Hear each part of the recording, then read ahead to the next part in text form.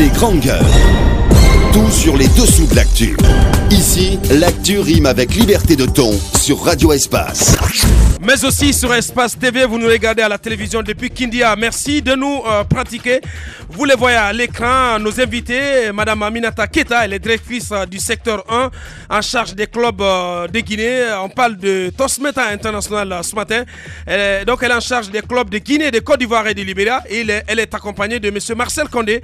Lui, il est membre fondateur du club Tenkiso Prestige de Guinée. Et l'objectif du Tosmeta International, former les orateurs et les leaders de demain. Ils sont avec nous, vous les entendrez d'une minute à l'autre. Vers la fin, l'autre invité, c'est M. Ibro Diabaté, il est artiste. Il avait été donné un moment pour mort par une certaine presse. Certes, il a eu quelques bobos de santé, mais il tient debout, il porte en lui de grands projets artistiques. Vous l'entendrez vers la fin de l'émission. Avant de donner la parole à nos invités, un coup d'œil rapide à notre plateforme GG93, ce premier message qui dit: bonjour les GG, si on ne diminue pas le carburant, que sera le message n'est pas venu au complet. Dans Soko Aboubakar, une loi de finances, ce n'est pas dans 5, le message n'est pas venu au complet également. Vous, vos syndicats, si vous lâchez Alpha, va vous tuer. Attendez quand même, hein, on n'est pas en guerre. Bonjour, pour moi, certains députés n'ont pas leur place à l'Assemblée. Le message n'est pas signé. Bonjour, c'est Ali Moubindi. Pour contraindre le gouvernement à baisser le prix du carburant, les syndicats doivent appeler tout le monde dans la rue. Mais attendez, hein. DTS, bonjour les GG. À mon avis, le grand perdant reste toujours le peuple. C'est très grave ce qui s'est passé en Guinée. De quelle Assemblée nationale parle-t-on, il veut dire? Bonjour, Madame Hiro, je voulais avoir votre contact. Mais ça, on va régler ça hors antenne. Bonjour, c'est Alpha Oumar Sadouya. Les syndicalistes se sont fait avoir encore. Le gouvernement ne respectera rien du tout. Ce dernier message, avant de tenter d'appeler M. Massaré, si possible. Bonjour, les syndicalistes sont pris au piège. C'est le message est signé de Damaro. Au piège de Damaro, si je comprends bien. Le message est signé de Boubacar. Nos invités sont avec nous. Bonjour, Madame Aminata. Bonjour, Monsieur Diallo. Bienvenue. Monsieur Marcel Condé. Bonjour. On va lui passer un micro. Bonjour, Monsieur Marcel. Bonjour, Monsieur Diallo. Bienvenue. Tambao. Alors, bienvenue sur notre plateau. Vous faites des paroliers, vous faites également des leaders. Toastmaster, parlez-nous-en. Merci beaucoup. Toastmasters est une organisation internationale qui fait la promotion de la communication et du leadership. Et la vision de l'organisation, justement, est d'en faire Rapprochez le micro, s'il vous plaît. Une réalité à l'échelle mondiale. Communiquer fait partie intégrante de notre vie sociale. Tous les jours, nous parlons à nos époux, à nos épouses, à nos enfants, à nos collègues. Nous parlons. Le fait de faire de la communication un outil effectif peut résoudre beaucoup de conflits. Nous sommes donc ici aujourd'hui pour partager l'outil Toastmaster. Toastmaster qui permet à toute personne de devenir une meilleure personne. Il n'y a aucune concurrence à Toastmasters. L'on se bat pour devenir un meilleur soi, tout simplement. Devenir meilleur que soi-même, c'est notre combat quotidien. Il y a plus de 13 000 clubs dans le monde entier et nous sommes en Guinée. Bien. Monsieur Marcel Condé, comment ça se passe? Comment vous réussissez par quel mécanisme vous réussissez à former des orateurs et des leaders de demain? Bon, d'abord, il est très important de souligner que nous ne formons pas. Nous créons un environnement favorable à la formation. Bien. Et tout le mécanisme se passe de façon autonome et collective. C'est-à-dire que nos membres Toastmasters arrivent à progresser en s'appuyant, sur leur propre qualité, en essayant de gommer leurs défauts dans la communication. Mais le plus important, c'est qu'ils s'appuient sur une collégialité avec d'autres membres qui leur permettent à la fois de percevoir leurs défauts, mais aussi de mettre l'accent sur leur qualité en matière de communication. Ce qui suppose qu'il faille avoir un minimum à développer, un potentiel à développer. Chacun, justement, dispose-t-il de ce potentiel à Toastmaster? C'est la première question. La deuxième question, dites-nous, Toastmaster, ça sonne leader, ça sonne parolier, ça ressemble un tout petit peu ça me fait penser aux francs-maçons, ça n'a rien à voir avec les loges qui existent. Toastmaster est une organisation... Toujours le micro. Tout simplement de formation. ce n'est même pas un club service, c'est une organisation qui permet aux membres d'apprendre à mieux s'exprimer en public. La parole est innée, comme dirait l'autre, mais la communication, elle, est scientifique. Par de petits ateliers très simples, nous formons nos membres à mieux s'exprimer, à une communication efficace. Ce que nous faisons, c'est que nous organisons des sessions de formation. Ce sont des ateliers au cours desquels chaque participant joue un rôle. Et les sessions sont totalement ouvertes à tout le monde. Il n'y a pas de secret à nos sessions. Vous venez vous jouer, par exemple, un rôle d'évaluateur général, un rôle d'animateur de la session qui vous permet de coordonner les différentes phases d'une session et apprendre à être un maître de cérémonie, un rôle de grammairien qui vous permet d'écouter les autres orateurs et de faire un commentaire constructif sur l'utilisation de la langue française ou toute autre langue du club, par exemple.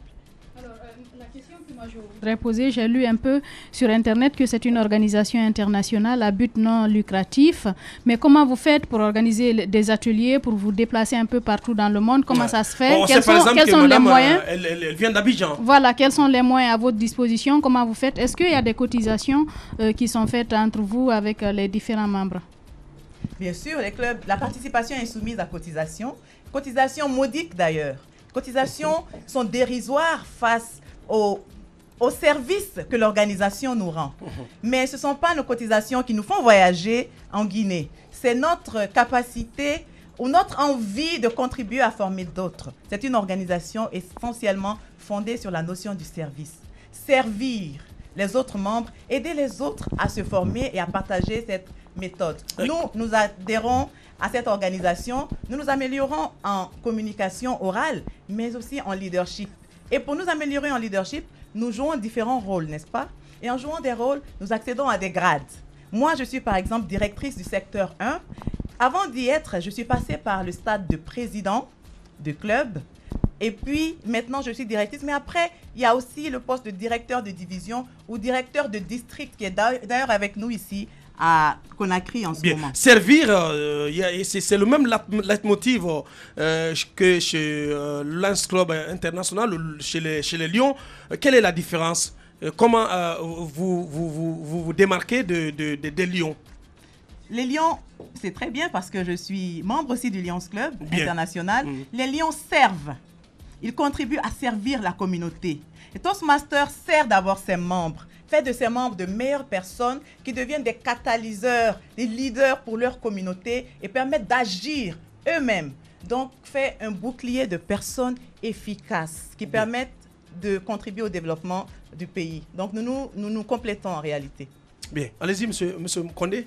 Oui, alors nous avons la chance en ce moment, depuis un certain temps, que les clubs commencent à être actifs en Guinée. Nous avons un club anglophone et un club francophone qui va boucler sa première année.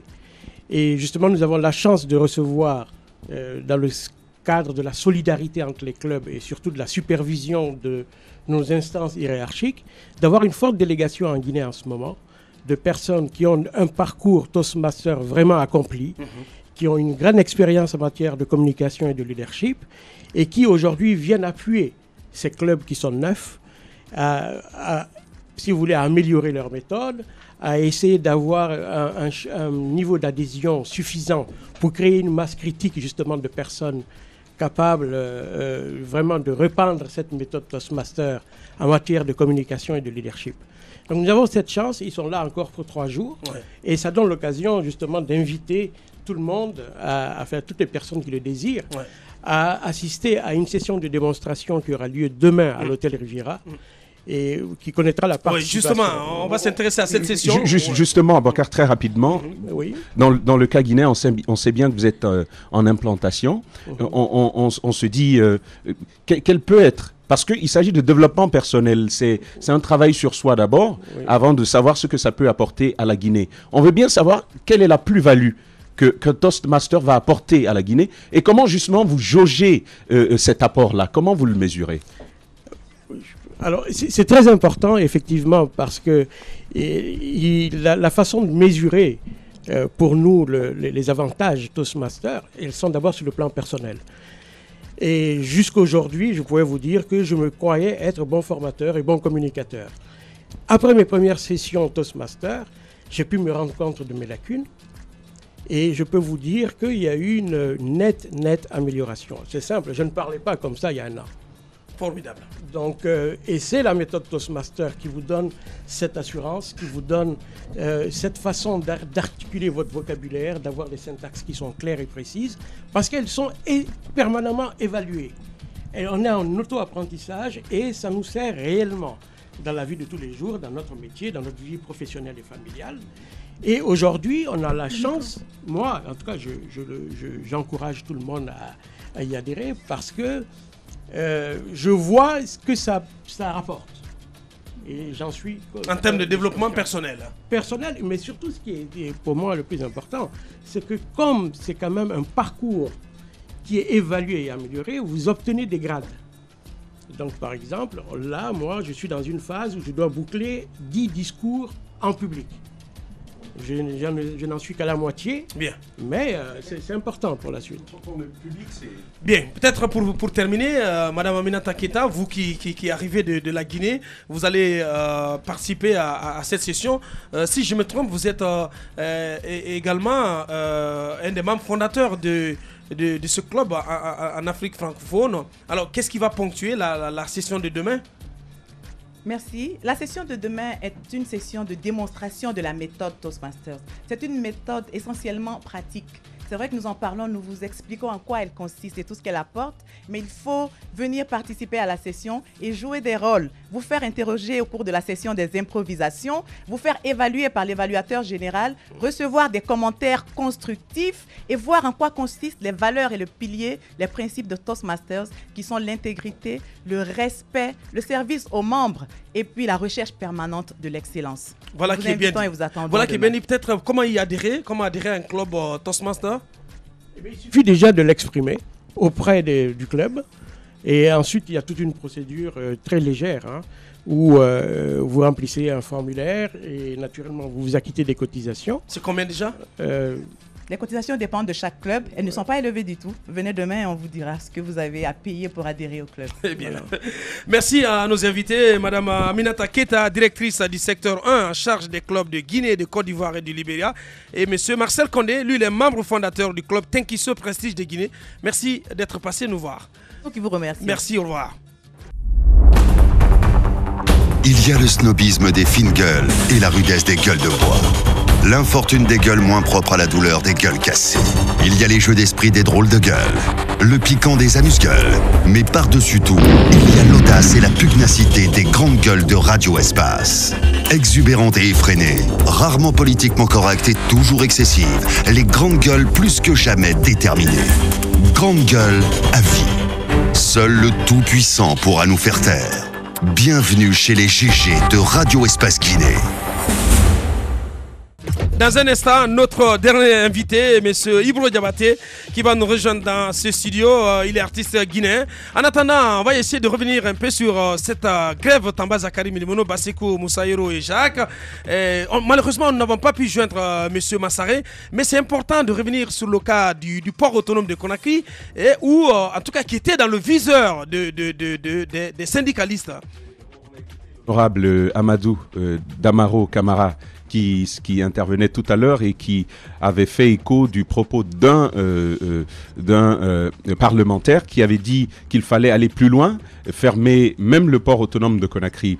Mais la problématique, l'intérêt du port autonome de Conakry dans cette situation, c'est qu'il faut pas oublier que c'est la principale vitrine de l'économie guinéenne, avec plus de 95% du trafic reliant la Guinée à l'étranger. Donc il s'agit de l'élément essentiel de l'économie guinéenne. Certes, nous produisons, mais c'est par lui que tout passe, c'est par lui que tout entre. Donc finalement, comment la menace a été évitée? La menace d'une grève au niveau du port autonome, parce qu'il faut se dire que le port autonome de Conakry a continué à tourner malgré la grève qui existait. Alors, avec l'insistance des syndicalistes qui voulaient davantage mettre pression sur l'État, la menace d'une grève au niveau du port autonome de Conakry avait été pressentie. Ouais. pressenti par sa direction générale. Ce que le directeur général a dû faire justement, c'est d'avoir de l'avance sur le mouvement de grève. Il a donc rencontré les représentants syndicaux du port autonome de Conakry, leur a présenté la situation telle qu'elle est. Parce que je rappelle qu'une mission de la Banque mondiale et du FMI se sont dernièrement rendus au port autonome de Conakry dans le cadre de cette politique d'austérité pratiquée par le gouvernement guinéen. On a par exemple aimé savoir quelles sont les prévisions d'entrée au niveau du port autonome de Conakry, justement suivre toutes ces entrées pour éviter de la dilapidation de nos fonds. Donc le directeur général a donc réussi ce tour-là avec les responsables syndicaux et de justesse, la grève a donc été, en tout cas pour le moment, évitée. Je pense que là où il faut saluer la chose, c'est que chaque journée de grève, ce sont des milliards de nos francs de perdus. Or, nous avons une régie qui permet justement ces entrées, c'est le port autonome de Conakry. Si l'on réussissait à arrêter les activités au niveau de ce port-là, la Guinée serait handicapée d'un de ses bras financiers les plus importants. Bien. Alors, ce qui a été fait, ça reste quand même quelque chose à saluer. Moi, je ne veux pas m'attarder seulement sur la question du port. J'aimerais que l'on puisse prendre de la graine de ce qui s'est passé au niveau du port autonome de Conakry. La grève avait été pressentie. Tout le gouvernement aurait dû faire comme a fait M. Mamadouba Sankan.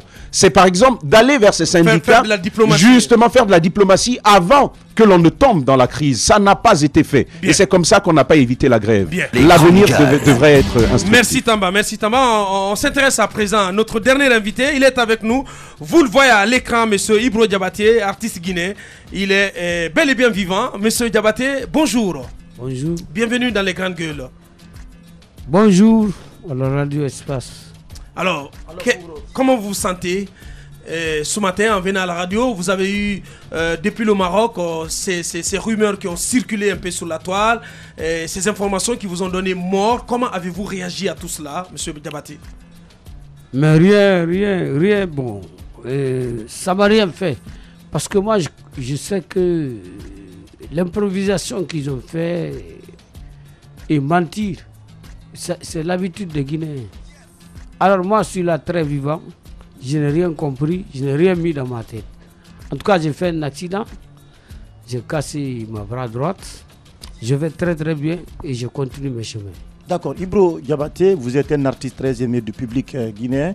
Certains médias, en tout cas certaines presses vous avez donné pour mort aujourd'hui. Vous êtes devant nous, Dieu merci. Quel est votre état de santé aujourd'hui? Oui, mais je vais très très bien. Je vais très très bien, mais physiquement même, regardez-moi comment je me sens. Je vais très très bien. J'ai fait un mois d'hospitalisation au Maroc là-bas. Grâce à ma famille et à la famille de ma femme, qui ont compris avec les gens bien. Parce que moi, Ibro Diabaté, j'ai fait beaucoup de bien aux gens ici, qui sont là déjà. Bon, c'est pas une injure, qui sont devenus yarvis, qui sont là au pouvoir. Mais tous les gens là ne peuvent pas laisser aller comme ça. Quand j'appelais ma famille, je suis en telle position, un accident c'est inévitable. Alors, c'est tout de suite, bon, on m'a envoyé un billet pour aller au Maroc, pour aller opérer ma bras, c'était cassé 2 fois. Bon, j'ai fait 2 semaines ici, dans notre hôpital, la Ignace Dine, pas de suite, et tout le monde savait que je suis malade. Alors que bon, avec les gens bien. Qu'est-ce que le département, qu'est-ce que le ministère avait fait à l'époque? Justement, est-ce que vous voulez dire que vous n'avez pas obtenu d'assistance et de la part de votre corporation, les artistes, mais aussi du ministère de la Culture? Vous n'avez pas eu d'appui? Non, mais pas forcément, parce que mon nom est plus que tout ça. À 24 heures du temps, tout le monde sait qu'Ibro est accidenté. Ouais. Et moi, je ne suis pas un artiste à faire SOS. Alors, je ne me vante pas. Je peux avoir les moyens. Mais non seulement les bonnes volontés qui ne m'ont pas oublié, c'est ça que j'ai en train d'expliquer. C'est ce qui est important. Est-ce que vous pensez qu'il y a quelqu'un qui en veut à vous personnellement et qui a osé annoncer votre mort comme ça? Oui, mais ça, peut-être, ça dépend de lui. Comme moi, je ne pense jamais du mal à quelqu'un. En tout cas, moi, je demande à Dieu que de les encourager. Alors, même ma famille m'a appelé, il dit les gens qui ont fait ça, on va prendre 7 vendredis pour les maudire et tout ça là, c'est pas ça l'essentiel. Je dis moi dans ma vie, il faudrait que ça passe comme ça. Voici moi Ibro encore, j'étais là pour aller faire mes remix avec Bonkana Maïga à Paris, en passant par Bamako, et Dieu m'a pris. Est-ce que tu comprends? Maintenant, venons-en à vos projets, dans le court terme. Qu'est-ce que vous avez comme projet artistique? Non, ça fait longtemps que vous êtes effacé de la scène musicale guinéenne. Non, j'étais en pause. Cela ne veut pas dire que j'étais effacé. Justement, on ne vous voit pas. Non, écoutez-moi. C'est pas en Guinée seulement qu'on te voit au palais du peuple sur l'esplanade avec les promoteurs qui vont au bureau aller demander Ibro, il est alcoolique, il est tel, il est tel. Alors qu'il y en a beaucoup parmi eux que moi j'ai donné l'argent de ma poche pour les aider. Mais ça n'a rien à voir. Mais Ibro, s'il vous plaît. De l'esprit d'Ibro Diabaté. Parce que je reste indifférent. Tu comprends pourquoi? Parce que je sais ce que je fais, c'est clair. Est-ce que tu comprends? Grâce à ma femme et la famille de ma femme et ma famille qui m'ont évacué plus de 27 000 et quelques $. Bon, on a fait ça pour quel artiste ici?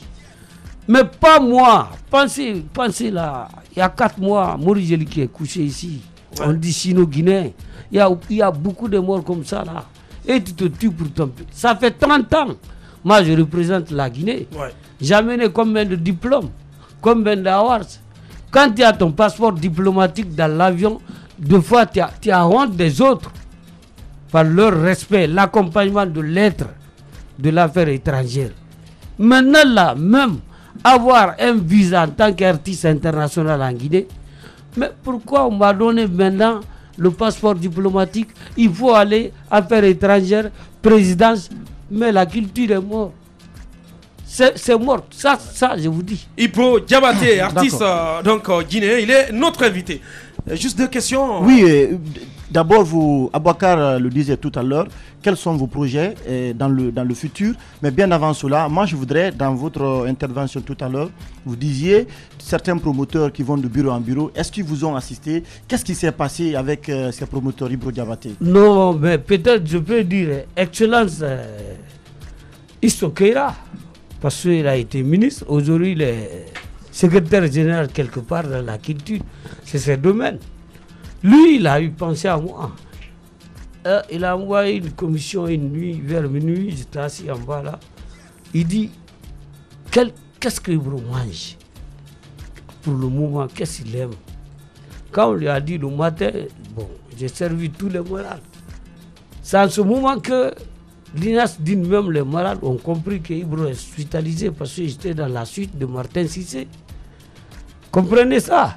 Mais ce que moi je vais vous dire, je suis là. C'est moi Ibro Diabaté. Et je serai toujours Ibro Diabaté. Est-ce que vous avez un collaborateur, je ne sais pas par le passé ou présentement, parmi ces promoteurs culturels guinéens? Non, mais on se collabore. Non, Ibro, c'est important de répondre à cette question. Quels sont vos projets? Est-ce que vous avez un projet d'album, de sortie? Parce que dans les mois à venir, les mélomanes, qu'est-ce qu'on attend? Non, mais j'ai un projet, bien sûr. Ça fait 1 an, je vous dis que mon album Dérangé pour arranger était déjà fini.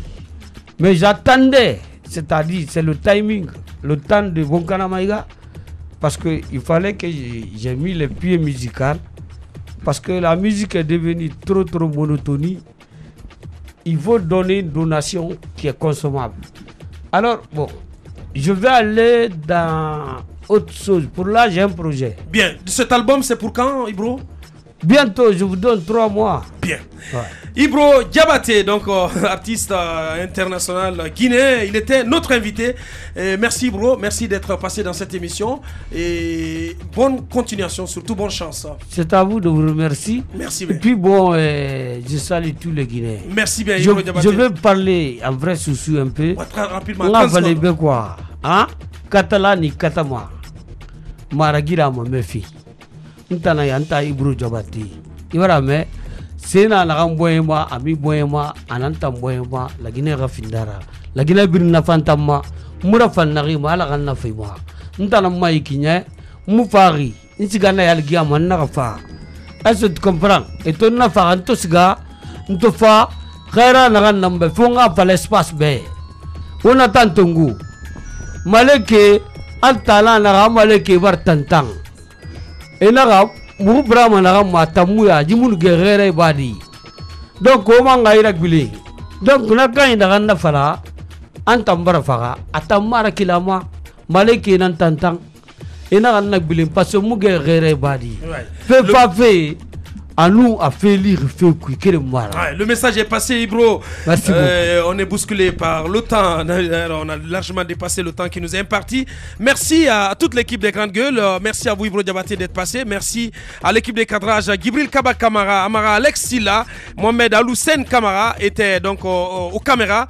Ibrahim Prince Diallo, le doigté magique, a géré les sons. Les GG, l'aventure reprenne lundi en compagnie du Turbo. Au revoir, portez-vous bien, vous qui nous avez regardé depuis Kissidougou. Merci.